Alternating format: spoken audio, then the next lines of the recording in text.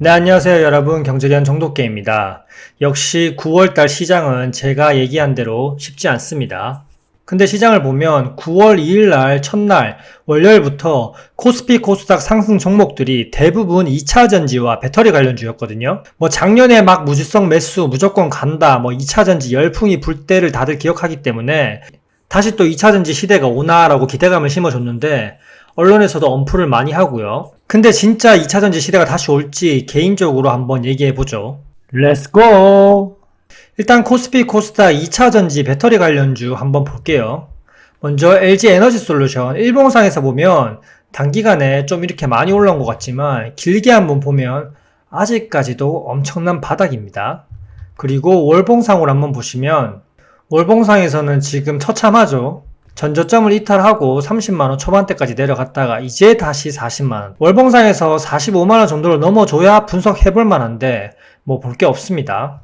그리고 삼성 SDI 종목 이미 월봉상에서 쌍봉을 찍고 내려왔고요. 지금 주가가 2020년 4년 전으로 돌아갔습니다. 이래서 국장은 절대 롱런하면 안됩니다. 길게 보면 항상 박스권이거든요. 이 종목의 차트는 더 안 좋습니다. 그리고 SK이노베이션 월봉상에서 지금 전저점을 이탈하느냐 안 하느냐 딱 기로에 서 있는데요. 신저점을 갈지도 모릅니다. 그리고 일봉상에서 한번 보시면 일봉상에서는 그래도 바닥을 찍고 반등하면서 뭔가 옆으로 기어주는 느낌이 나지만 아직 아닙니다. 주요 저항 부분을 돌파 안착조차 하지 못했습니다. 그리고 포스코 퓨처엔 보면 일봉상에서도 바닥을 찍고 다지고 고개를 드는 듯 하지만 주봉상에서 한번 보시면 아직 역배열이고요. 20선 그리고 120선을 돌파 안착도 하지 못했습니다. 그나마 31만원 부근은 돌파해줘야지 다시 볼 수 있을 차트고요. 그리고 코스닥에서 2차전지 에코프로 주봉상에서 계속 흘러내리면서 240선까지 또 흘러내릴 구간이 남아있고요. 그리고 에코프로 BM 역시 아직 주봉상에서 더 흘러내릴 자리고요. LNF는 주봉상에서 이제 바닥을 기는 것 같은데 월봉상에서는 조금 더 내려갈 갭이 남아있는 모습입니다. 이 세 종목은 한때 돌풍을 주도했지만 지금은 쳐다보지도 말아야 될 종목입니다. 지금 상승은 아무 의미가 없습니다. 자, 그럼 대부분의 공통점이 뭐냐?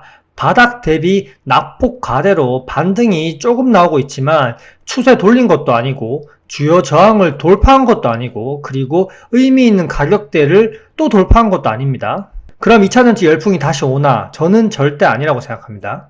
그럼 왜 언론에서 또 오른다고 강세라고 얘기를 할까요?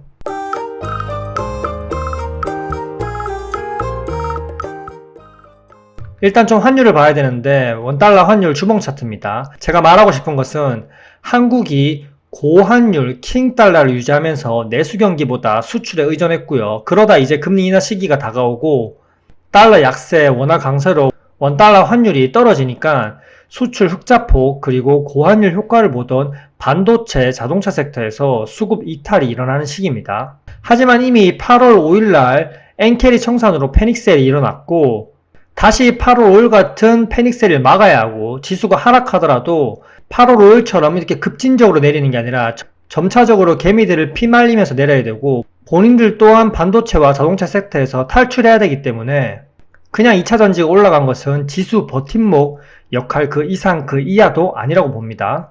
반도체와 자동차 대형 섹터를 받아줄 만한 게 그나마 2차전지 섹터 시총 상위 종목 뿐이거든요. 그럼 아까 제가 차트를 보여드렸던 종목 중에서 LG 에너지솔루션이나 삼성 SDI를 보면서 그나마 그래도 재무와 매출액이 괜찮지 않냐라고 말씀하시는 분이 계시는데 재무를 함께 보시면요. 당연히 상패당할 재무는 아니고요. 영업이익도 흑자입니다. 근데 주가는요. 지금 완벽하게 바닥을 기고 있죠. 국내 증시는 절대 실적으로 가는 시장이 아니고요. 실적이 좋다고 무조건 매수해서 존버하면 그냥 계속 박스권에 갇히는 겁니다. 이런 실적 기대감은 이미 작년에 주가 다 반영했고요. 산이 높으니까 골도 다시 깊은 거죠. 한국 증시가 원래 이렇습니다. 내가 통제할 수 없는 상황에 스트레스를 받지 말아야 됩니다. 그리고 추가적으로 엔비디아 일봉 차트도 보면요. AI 반도체 섹터를 주도했던 대장이죠. 지금까지 엔비디아가 항상 실적 발표 이후에 항상 정고점을 돌파하면서 계속 상승해졌습니다. 하지만 이번에 실적 발표 후에 전고점을 돌파하지도 못하고 떨어지고 있는 추세인데요. 이미 120불, 130불 이상에서 임원들은 팔았고요. 무튼 결론은 엔비디아가 이렇게 계속 무너지면 당연히 국내 증시도 반도체 섹터가 좋을 수가 없죠. 반도체와 자동차 섹터에서 수급이 점진적으로 빠져나가야 되니까 그나마 받아줄 수 있는 섹터, 2차전지 섹터가 낙폭 과대라는 이유로 지수 버팀목 역할을 약간 해주는 거고요. 그래도 국내 증시는 흘러내리죠. 오늘 또 코스닥이 또 1%대 하락했고요. 제가 강의에 올려놨듯이 9월 시장 체크를 보면 9월 시장은 좋지 않을 거라 말씀드렸습니다. 왜냐? 금투세 이슈도 있고요.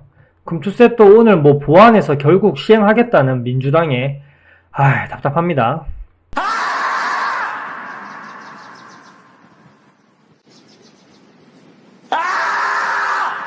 정말 사모펀드와 정치권의 연계는 어쩔 수가 없네요. 빈익빈 부익부가 엄청나게 가속화되고 있습니다. 그리고 연준의 금리 인하가 마냥 또 호재라고 볼 수는 없습니다. 그리고 일본의 금리 점진적 인상, 엔케리 청산을 보고 제가 천천히 오는 쓰나미라고 말씀드렸습니다. 이미 천천히 오고 있고요. 여러가지 상황을 봐도 9월 국내 증시 그리고 세계 증시 시향은 안 좋습니다.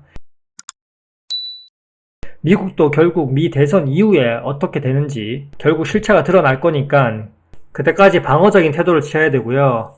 일단 금투세가 결국 시행된다면 좀 암울한데요. 모두 다 같이 금투세 시행을 반대 한번 해봅시다. 네, 9월도 힘든 장 수고 많으셨고요. 이상입니다. 안녕.